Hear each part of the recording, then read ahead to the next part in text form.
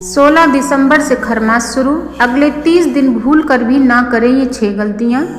इस बार खरमास की शुरुआत 16 दिसंबर से है। खरमास को मलमास और धनु संक्रांति के नाम से भी जाना जाता है। ज्योतिष शास्त्र के अनुसार सूर्य के धनु राशि में प्रवेश करते ही खरमास की शुरुआत हो जाती है। खरमास की इस 30 दिन की अवधि में सभी मांगलिक कार्य वर्जित होते हैं। मान्यताओं के अनुसार इस दौरान कोई भी शुभ कार्य करना बहुत अशुभ होता है। ऐसा करने से व्यक्ति को समस्याओं का सामना करना पड़ सकता है। खरमास वो समय होता है जब सूर्य देव की गति कम प्रभावशाली होती है। जब सूर्य धनु राशि में प्रवेश करते हैं तो खरमास की शुरुआत होती है। 1 माह तक धनु राशि में रहने के बाद सूर्य मकर राशि में प्रवेश करते हैं, तब खरमास का समापन होता है।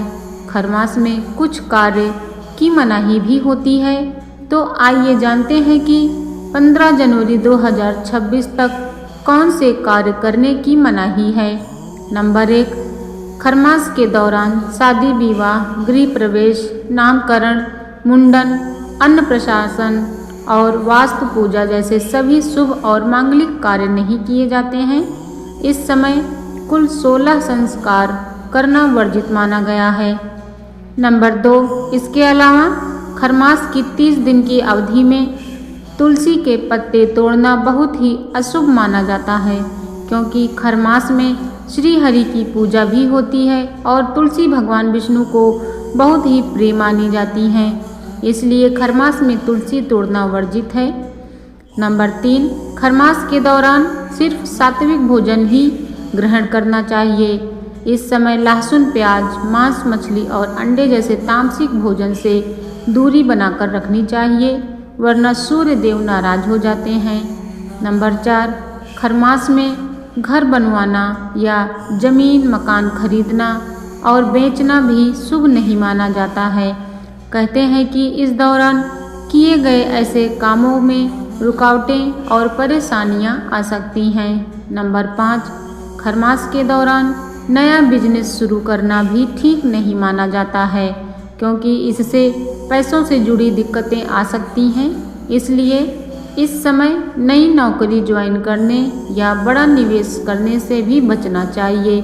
नंबर 6, खरमास में नए घर में प्रवेश करना भी अशुभ माना जाता है। दरअसल ऐसा करने से घर की सुख समृद्धि प्रभावित हो सकती हैं। खरमास में ना करें ये शुभ काम। शास्त्रों के अनुसार खरमास के दौरान सूर्य का तेज कुछ कम माना जाता है। इसी कारण विवाह, मुंडन, गृह प्रवेश, नामकरण जैसे शुभ संस्कार इस अवधि में नहीं किए जाते हैं। यह समय नए काम शुरू करने के बजाय आत्मचिंतन और संयम का होता है। हालांकि यह समय शुभ कार्यों के लिए नहीं होता है, लेकिन पूजा और साधना के लिए इसे बहुत उत्तम माना गया है। इस महीने में भगवान विष्णु, सूर्य देव और श्री कृष्ण की पूजा विशेष फल देती है।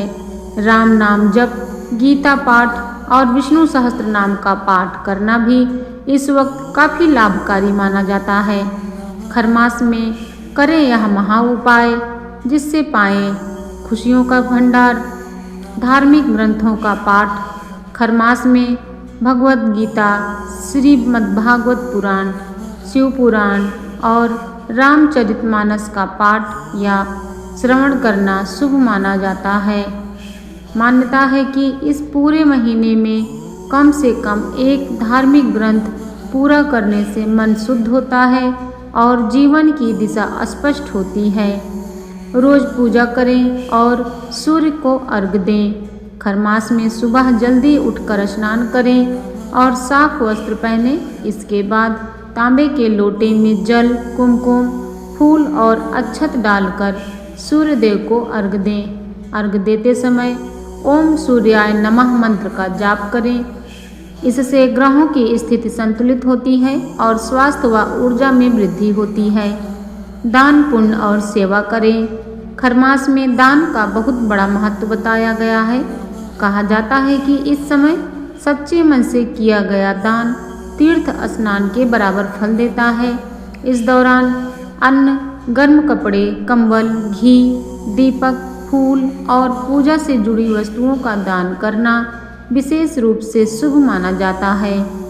मंदिर और पवित्र नदियों के दर्शन करें। खरमास के दौरान मंदिर जाना और पवित्र नदियों में स्नान करना लाभकारी माना जाता है।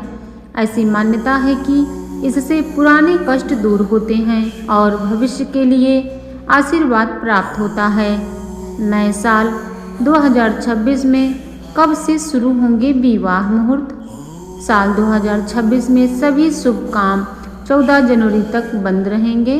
इस समय कोई भी मांगलिक कार्य नहीं होगा। दरअसल 11 दिसंबर को शुक्र अस्त होंगे। 16 दिसंबर को सूर्य के धनु राशि में प्रवेश करने से खरमास की शुरुआत हो गई है।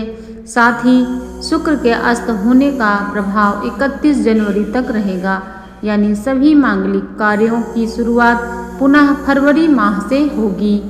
तुलसी के पौधे के पास दिया जलाएं। खरमास के दौरान हर शाम तुलसी के पौधे के पास घी का दिया जलाएं।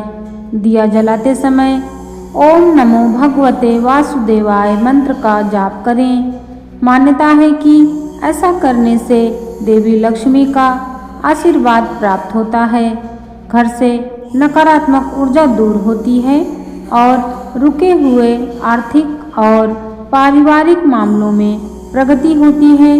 इससे धन संबंधी समस्याओं में भी राहत मिलती है। पीले रंग का प्रयोग करें।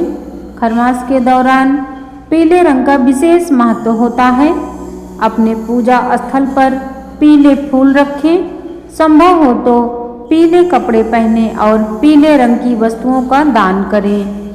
अगर आप अपने जीवन में परेशानी, कर्ज और तंगी का सामना कर रहे हैं तो खरमास के दौरान यह उपाय अपना सकते हैं। धन्यवाद।